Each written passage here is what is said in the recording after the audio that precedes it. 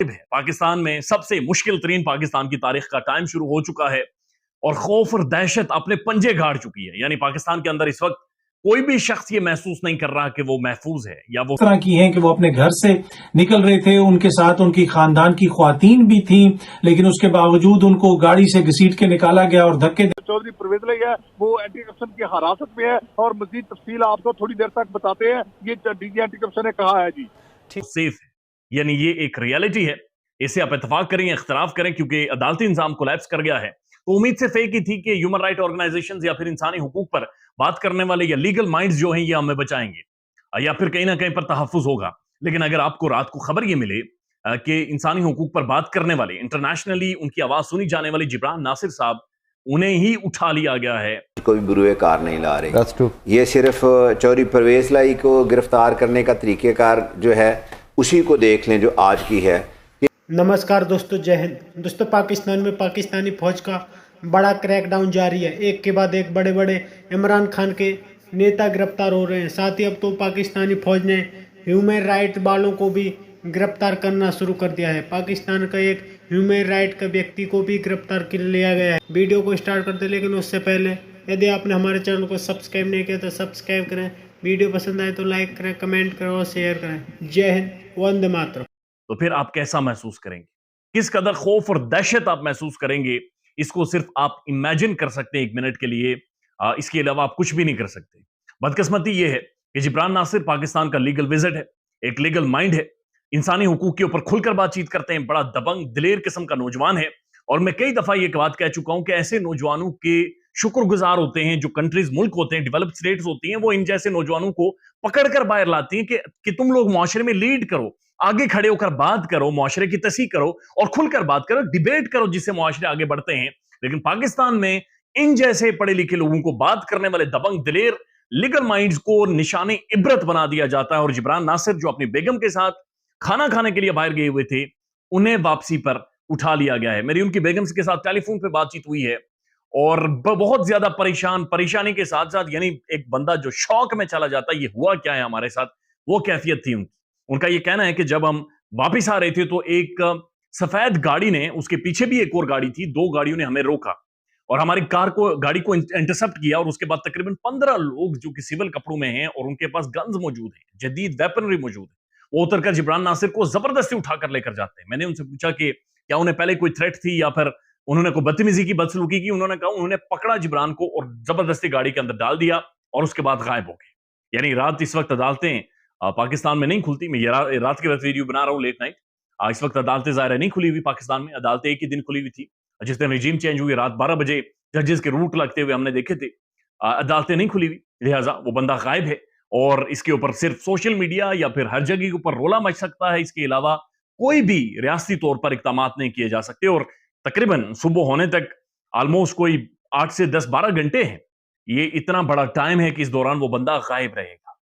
जिब्रान नासिर कोई पॉलिटिशियन नहीं है। जिब्रान नासिर कोई ऐसा बंदा नहीं है जो कि किसी पॉलिटिकल पार्टी के हवाले से नारे लगाता हो। वो इंसानी हुकूक पर बातचीत करता है और उसे ही उठा लिया गया है। यानी इंसानी हुकूक जिन्होंने प्रोटेक्ट करने थे, उन्हें ही उठा लिया जा रहा है। तो फिर ये कौन से इंसानी हुकूक इस मुल्क के अंदर एग्जिस्ट करते हैं? बड़ी खौफनाक चीज है, बड़ी खौफनाक बात है। किसने उठाया है? कौन है सिविल कपड़ों में? ये कौन नामालूम है? ये क्यों उठा रहा है? ये कहना क्या चाह रहा है? मैसेज क्या है? ये कौन सी धमकी है? कौन सा खौफ है? या फिर मकासद क्या है जो हासिल करने हैं? ये बड़ा एक क्वेश्चन मार्क है जिसके जवाब शायद आपको भी नहीं पता, मुझे भी नहीं पता। लेकिन हमें एक चीज पता है कि इससे पाकिस्तान का नुकसान होता है। मैं रिसेंटली 4 से 5 कंट्रीज मैंने ट्रेवल की और यकीन करें, जिस भी मुल्क के एयरपोर्ट के ऊपर जाते थे, हमें बुलाकर आप पाकिस्तानी साइड पर आ जाए, साइड पर बिठा लेते थे और बिठाने के बाद अलग से इंक्वायरी, फिर बैग अलग से चेक करना। और यकीन करिए, आपकी तज़हीक महसूस होती है जब आप एक लाइन में खड़े हो, आपके पास डिफरेंट कंट्रीज और नेशनलिटीज के लोग आपके साथ मौजूद हो, आप उनसे गुफ्तगू कर रहे हो और आप प्राउडली बता रहे हो कि आप पाकिस्तान से हैं, आप इस्लामाबाद से हैं, आप पाकिस्तान के दारुल हुकूमत से हैं और आप ये घूमने आए हुए हैं, आप चीजें देखने के लिए आए हुए हैं। और ऑल ऑफ अ सडन जब आप वो इमिग्रेशन काउंटर पर जाएं और आपका जब नाम आए पाकिस्तानी के साथ, तो आवाज दी जाए सिक्योरिटी को कि इन्हें उठाकर पकड़कर साइड पर लेकर जाएं और जाकर बिठा दें। और वही लोग जिनके साथ आप 2 मिनट पहले गुफ्तगू कर रहे थे, वो चले जाएं और जाते हुए आपको बाय बाय करें, लेकिन आप वहां पर बैठे। ये बड़ा खौफनाक है, बहुत कर्बनाक है। तो इंटरनेशनली जो जिब्रान नासिर की जो अबडक्शन है, जो अगवाकारी है, जब ये इसके ऊपर रिपोर्टिंग होगी या बातचीत होगी, तो क्या बातचीत होगी? दुनिया इन मामलात को कैसे देखेगी? वो कैसे रिएक्ट करेगी, क्या बातचीत करेगी और किस तरह से हमारे इस मुल्क को, इस कंट्री को, इस वतन को देखेगी जिसमें 24 करोड़ पाकिस्तानी रहते हैं, जो एक न्यूक्लियर स्टेट है, जो तगड़ी तरीन दुनिया की एक रियासत है, जिसकी जियोग्राफी सबसे इंपॉर्टेंट है, जिसके दोनों तीनों तरफ सुपर पावर्स रहते हैं, जो आप कह सकते हैं दुनिया की बेहतरीन कौम में से एक कौम है, एक मजहबी रियासत है। उस मुल्क के अंदर इस तरह के हालात 2023 में बना देना, ये तमस्खुर उड़वाना है, ये आप ये कह सकते हैं कि अपना घिनौना चेहरा और अपना भद्दा जिस्म दुनिया के सामने नंगा करने के मुतरादिफ है। डोंट नो क्या पॉलिटिकल मकासद हो सकते हैं, डोंट नो कि इसके पीछे क्या हो सकता है, लेकिन इससे एक बात जरूर हुई है कि आइंदा जब भी आप मुल्क से बाहर जाएंगे तो आपके मुंह के ऊपर इमिग्रेशन काउंटर्स पर थूका जाएगा, क्योंकि आपके मुल्क के अंदर ह्यूमन राइट्स के ऊपर यानी इंसानी हुकूक पर बात करने वालों को भी उठा लिया जाता है। ऑप्टिक्स बहुत गंदे हैं, बहुत ज्यादा। देते हुए आप देख सकते हैं कि एक वीडियो के अंदर एक मुख्तसर सी वीडियो है कि कुछ लोग सादा कपड़ों में, गालिबन वो एंटी करप्शन वाले हैं, वो परवेज अलाई साहब को पकड़ के लेके जा रहे हैं। अच्छा, परवेज अलाई साहब की गिरफ्तारी के साथ ही एकदम से जनाब दोबारा वो बातें होना शुरू हो गई कि अब क्या परवेज अलाई साहब कोई प्रेस कॉन्फ्रेंस करेंगे, इमरान खान साहब को छोड़ने का फैसला करेंगे। जो ही परवेज अलाई साहब की गिरफ्तारी हुई उसके ऊपर मोहनिस अलाई साहब ने भी ट्वीट वगैरह की और उन्होंने ये कहा कि हमें पता है कि पकड़ दकड़ हो रही है, जिस किस्म के हालात हैं हमें इस चीज का इदराक है, हम इमरान खान साहब के साथ थे, अभी भी हम इमरान खान साहब के साथ हैं और पार्टी के साथ हैं और जमात के साथ खड़े हैं। तो अभी तक तो उनका मौकिफ ये है।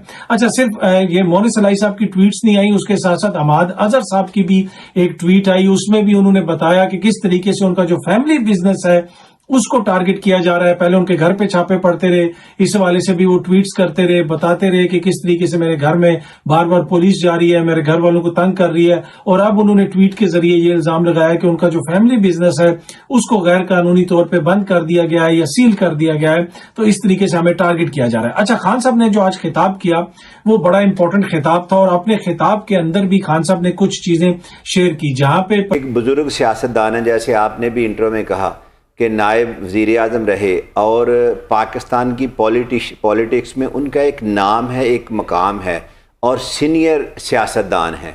और अगर उनके साथ इस तरह का सलूक रवा रखा जा रहा है तो फिर आम बंदा तो यहाँ पे कुछ सोच ही नहीं सकता ना कि अगर वो एस्टेब्लिशमेंट से, PDM से, सिटिंग गवर्नमेंट से, किसी ब्यूरोक्रेट से, किसी पुलिस वाले के साथ उसकी लगती है तो वो घर सुकून से सो जाएगा या उसके साथ मैन हैंडलिंग नहीं की जाएगी।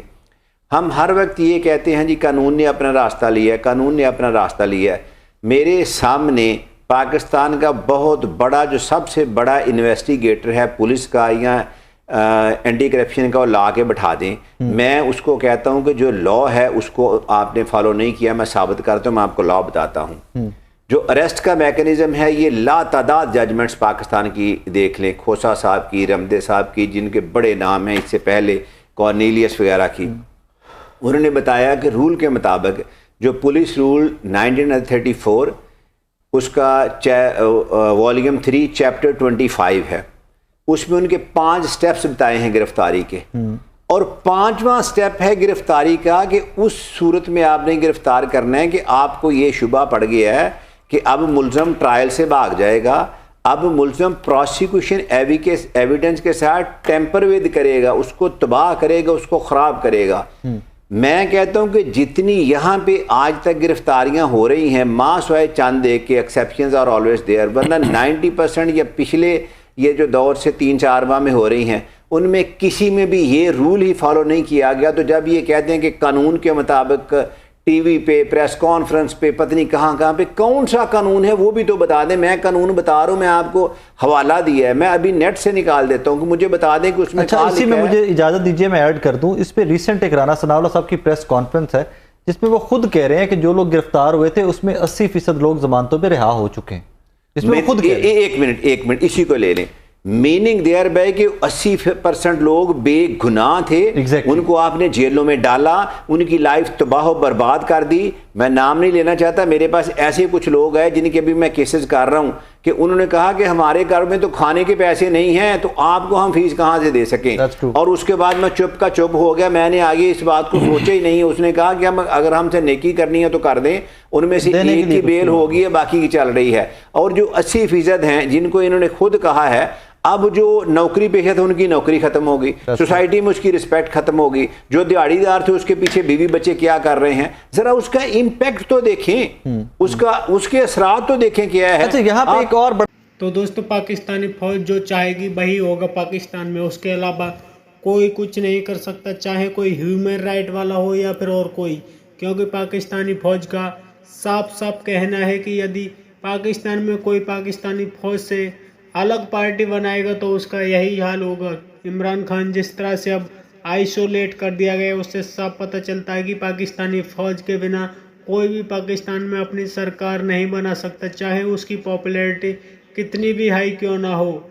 यही कारण है कि पाकिस्तान आज अपनी तबाही की आखिरी सांसें ले रहा है, क्योंकि जिस तरह से पाकिस्तान की फौज ने 75 सालों से पाकिस्तान को लूटा है उससे पाकिस्तान आज तबाह और बर्बाद हो गया। इतने पर भी पाकिस्तानी फौज का जी नहीं भर रहा। पाकिस्तानी फौज आए रोज नई से नई हरकतें करती रहती है जिससे पाकिस्तानी काफ़ी ज़्यादा परेशान है, क्योंकि अब तो इमरान खान का राइट हैंड कहे जाने वाला परवेज जिलाई भी गिरफ्तार हो चुका है, जिससे पाकिस्तान में काफ़ी ज़्यादा दहशत का माहौल है। क्योंकि जब बड़े बड़े लीडर्स भी गिरफ्तार हो रहे हैं तो आम जनता तो खैर कौन से खेत की मूली है। आपकी क्या राय है कमेंट में जरूर शेयर करें। यदि आप चैनल पर नए तो चैनल को सब्सक्राइब करें, वीडियो पसंद आए तो लाइक करें, कमेंट करें और शेयर करें। जय हिंद, वंदे मातरम।